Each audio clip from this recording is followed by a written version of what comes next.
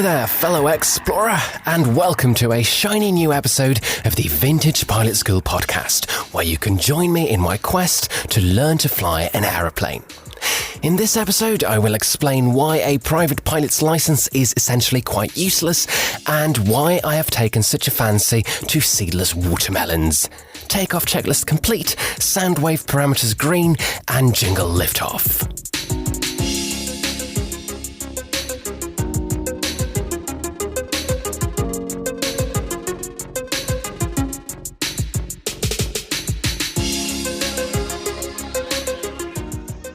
As regular listeners will know, I do the majority of my recording from a soundproof wardrobe. But not this time. I've upgraded to the comfort of a lovely co-working space called Vortex, right by the main beach in Valencia. And as I can almost smell the sea from here, my mind keeps drifting off to beaches and seaside entertainment. In fact, I did do some sunbathing just the other day. Spending time in the sun is a very risky affair, though, for someone with a skin type that burns after precisely 9 minutes of midsummer sunshine, according to official WHO guidelines. And while I was splashing about in the sea, walking that tightrope of sun fun and skin cancer risk management, I was reminded of my other occupation, flying. Or perhaps more accurate to say, studying air law at this time of year. I was actually in the process of investigating some seashells to build myself a shady hiding spot on the beach when I heard the familiar noise of a good old Cessna plane.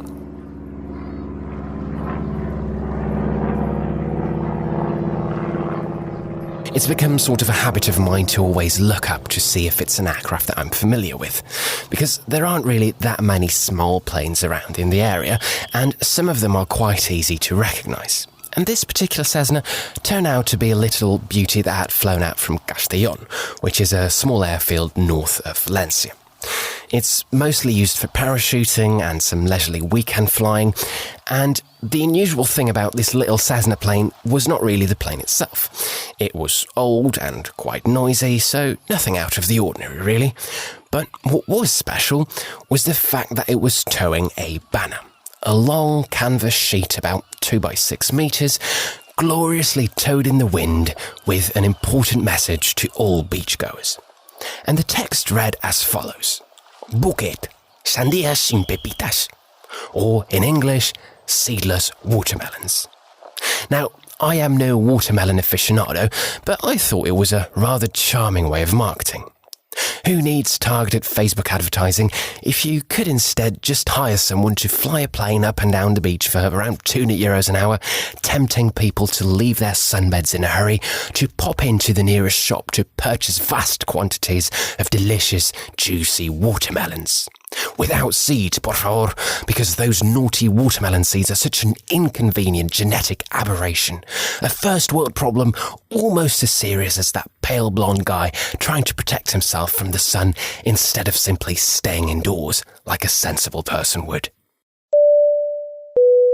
La sandía sin pepita. La sandía sin pepita a la sandía sin pepita. La sandía sin pepitas. Sandía sin pepitas. 4 tipos de sandías sin pepitas.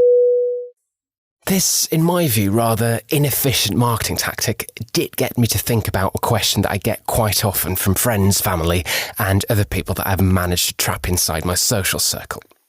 Whenever I mention that I'm taking a flying course, the guaranteed follow-up question goes along the lines of, "Oh, interesting. Are you looking to become an airline pilot then?" Now, a very fair question to keep the conversation going. No harm in that, absolutely not. And I usually simply reply with a polite, "No, not quite so. Just small planes as a hobby." Usually people either then move on to the next topic and they start talking about something completely different, or alternatively, they start probing further and they ask me what I would be allowed to do with my qualification, which is not ideal, because the answer is nearly always very underwhelming. There is simply not very much functional flying one can do with a private pilot's license, or PPL, as this excuse of a flying permit is called. Large jets and other impressive planes are of course out of the question with a basic pilot's license. And the same goes for, let's say, seaplanes or anything interesting or reasonably speedy with, for example, 2 propellers. Just not a chance. Same goes for nighttime flying. That's not going to happen either. Or doing a parachutist a favour and flying him to a drop zone, absolutely unqualified. Also, any trace of clouds or fog, and I would have to move the other direction or stay on the ground. A round trip to a different country, same thing, forget about it. You're probably cheaper off and almost just as fast booking a taxi.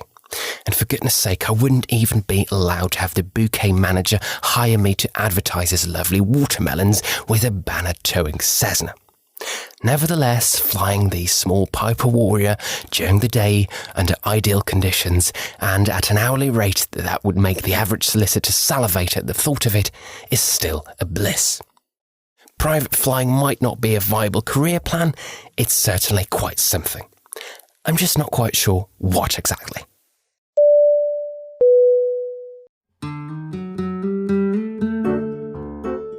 Now that we've got this seedy business out of the way, we can move on to more hardcore flying. Regular listeners of this podcast will remember the item on air traffic control, or ATC, from episode number 6. It featured a few sound bites of communication between the pilots in the plane and the air traffic controllers. Now, the ATC are simply the crew in the tower, or sometimes somewhere else entirely, who are responsible for separating all traffic in the air. And I've received a few follow-up questions from regular listeners on how this traffic management is actually organised in practice. If you were to look at an airspace map or aeronautical chart, you would see a lot of different lines and symbols. And they might appear to be very, very complicated at first sight, but the main principle is actually not so difficult. On a very basic level, every country has jurisdiction over its own airspace, and all airspace is divided into segments. Now, as you might have noticed, aeroplanes usually move around in a 3-dimensional space. And that poses just a few tiny problems that regular road users seldom encounter. Because who's responsible for what bit, and up to what altitude? Does it even matter that my small plane is flying circuits at low altitude, while a crossing jetliner wants to overfly my flight path 6 miles above the ground? I don't think so. And the solution is simple: 3-dimensional airspace segments. Take Valencia as an example. Let's say we want to take off from Valencia Airport. We'd first have to get in touch with the ground controller, who's responsible for all aircraft movement on the apron and the taxiway. And once he or she has directed us to the runway, it's up to the tower to give us permission for takeoff. And once we've passed a certain safety altitude, then Valencia approach would take over. In the case of Valencia, the controllers can order you around up to an altitude of around 6,000 feet, which is roughly 2 kilometers.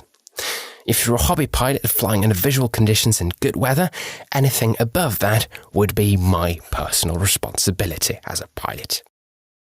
Put simply, there are also certain segments or airspace classes where I'm simply not allowed to fly as a visual pilot, or where I would have to listen to the ATC, and I have to be careful to take these zones into consideration.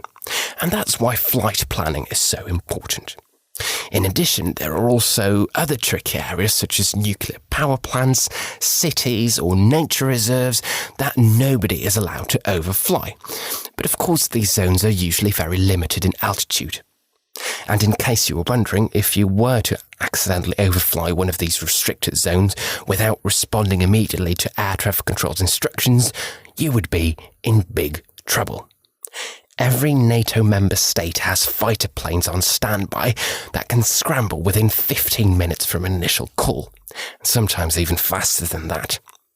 As a pilot, the last thing you'd want is a Typhoon or F-16 on your tail, so best not to provoke anyone and take good care of your flight planning instead. In case you're interested, the airspace above 60,000 feet, so roughly 20 kilometers, is completely unregulated. If you could somehow manage to sneakily take off from your own backyard and shoot straight up to the stratosphere without anybody noticing, you'd be absolutely free to roam and overfly any place you'd like, including, let's say, the White House or North Korean nuclear facilities, although in that case, you'd probably be flying some sort of secret spy plane or a rocket. On the other hand, my Piper Warrior that I'm learning to fly with has very limited engine performance. It will refuse to climb any further than around 15,000 feet, give or take. Any higher and the plane would struggle to gain altitude, even at full thrust. Now, 15,000 feet or 5 kilometres, that's actually about half the cruising altitude of the average commercial jet, so there wouldn't be much danger of colliding in mid-cruise with that low-cost carrier that's deporting people back to where they belong after a well-deserved holiday break.